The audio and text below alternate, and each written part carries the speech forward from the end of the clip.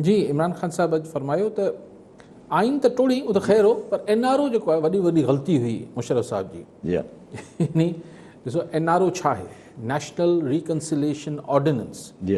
Ordinance तव्हां कंहिंजे बुनियाद ते कढंदा आहियो, आइन जी बुनियाद ते, ठीकु आहे। जॾहिं आइन न हूंदो आहे त पोइ माशाल्लाह MLOs ऐं हिन टाइप जी शयूं PCOs इहे निकिरंदा आहिनि, पर ऑर्डिनेंसिस जेके आहिनि या ही आइन जे तहत। सो NRO was a constitutional act, आइन जे तहत हुन हिकिड़ो, उहो सही हो ग़लति हो हिकिड़ी पोइ बाद में बहस था करें, लेकिन जेको आइन ई टोड़े छॾियो हुई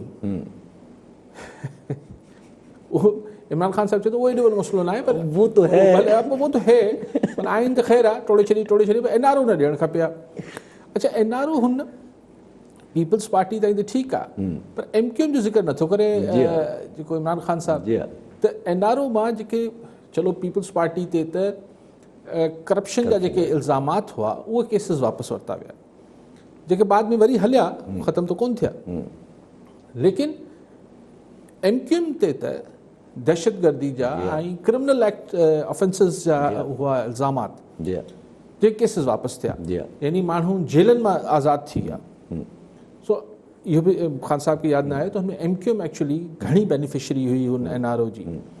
लेकिन हैविंग सेड दिस, ॾिसो इमरान ख़ान साहब हाणे मतिलबु हुनजो सुबुह शाम हिकिड़ो ई ॿ ॻाल्हियूं हुनखे करणियूं आहिनि त माशरे खे उनखे हिकिड़ा दर्स ॾियणा आहिनि, हिकिड़ी जेका आहे पूरी माशरे जी जेका कैरेक्टर बिल्डिंग करणी आहे, उनखे माशरे जे सॼे 22-24 करोड़ आवाम जी उनखे ज़हनी नशोनुमा करणी आहे, उनखे उनजो किरदारु ठाहिणो आहे। ॿियो उनखे ॿुधाइणो आहे त ही जेके आहिनि ही विलियन आहिनि, यानी अपोज़िशन वारा सभु विलियन आहिनि। पोइ हू किथां न किथां रखी मुस्तक़िल हुनजी हर तकरीर जो नंढो या वॾो हिसो हिन ॻाल्हि ते हुजे थो त ही जेके आहिनि हू कॉन्स्टेंट हैमरिंग करे पियो त भई ही जेके विलियन नंबर 1 आहिनि या मुल्क लाइ सभिनी खां वॾो ॾचो जेके आहिनि ही अपोज़िशन वारा आहिनि। वेल, हाणे इहो नैरेटिव जेको आहे इहो 2018 ताईं त हलियो, खेसि पोइ आंदो बि वियो।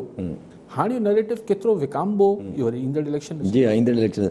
अच्छा, पर हिन मां अगरि ॾिठो वञे जेको प्राइम मिनिस्टर साहब चवनि था त गॾोगॾु प्राइम मिनिस्टर साहब कानून जी बालादस्ती ते ॾाढो फोकस कयो आहे। हुनजो कानून जी बालादस्ती जीअं मुल्क में न हूंदी आहे, हुन मुल्क में कंहिं बि क़िस्म जो इंसाफ़ न थी सघंदो आहे, माण्हू अफ़रा तफ़री हूंदी आहे। पोइ कानून जी बालादस्ती ते स्ट्रेस करणु बाद में कयूं। पहिरियां ॻाल्हि कनि था पिया त आइन जेको तोड़ियो उहा सभ खां वॾी ग़लती न आहे, सभ खां वॾो ज़ुल्म जेको आहे उहो NRO ॾिनो हुयो।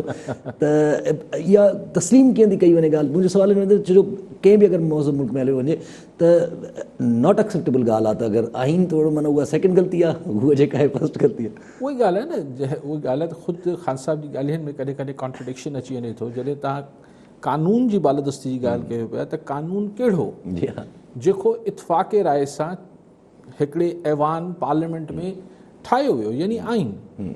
सो हाणे उहो उनखे तव्हां अमल ॾिसो, उन ते मुशर्रफ साहब अमल न कयो त उहो त ख़ैर थी वियो। NRO छो ॾिनई जेको कानूनी तरह ग़लति न हो, सियासी इख़लाक़ी तरह ग़लति हो या न हो अलॻि ॻाल्हि आहे। NRO वॉज एन ऑर्डिनेंस जेको हुनजो इख़्तियार हो मुशर्रफ जो बतौर प्रेसिडेंट। लेकिन ॿिया सभु छा अॼु कानून ते बिल्कुलु अमल दरामद ठीकु थिए पियो, बाक़ाइदगी सां ज़बरदस्त हले पियो। छा हू DG अॻूणो DG FIA बशीर में वञ त कुझु ॿियो ॿुधाए रहियो। ॾिसो, अगरि आऊं इख़्तियारात पंहिंजा उरांघियां थो त उहो बि त कानून खे आऊं भॼकड़ी कयां पियो।